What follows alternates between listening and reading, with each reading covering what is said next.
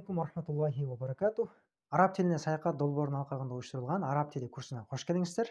Урматтуу достор, анда эмесе биз бүгүнкү темабызды баштадык. Бисмилла.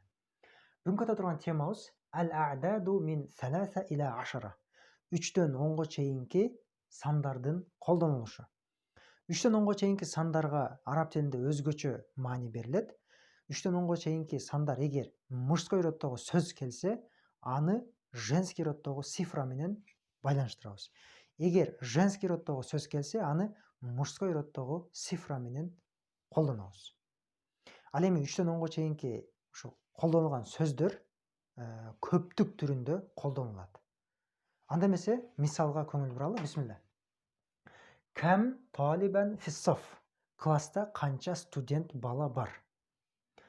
Эми жоопту караңыздар. Фиссаффи саласату туллаб. Фиссаффи саласату туллаб.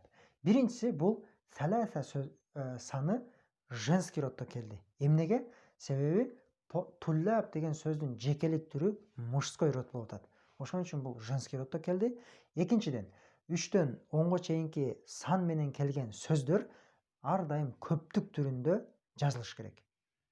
Фиссаффи саласату туллаб, фиссаффи хамсату туллаб, фиссаффи ашрату туллаб.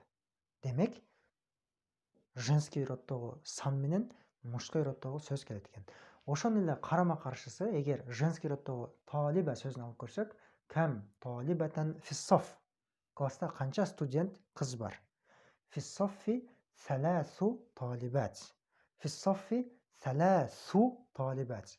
Талибат сөзүнүн жекелик түрү талиба бул женский род болгон үчүн алдына мужской роддогу цифраны койдук.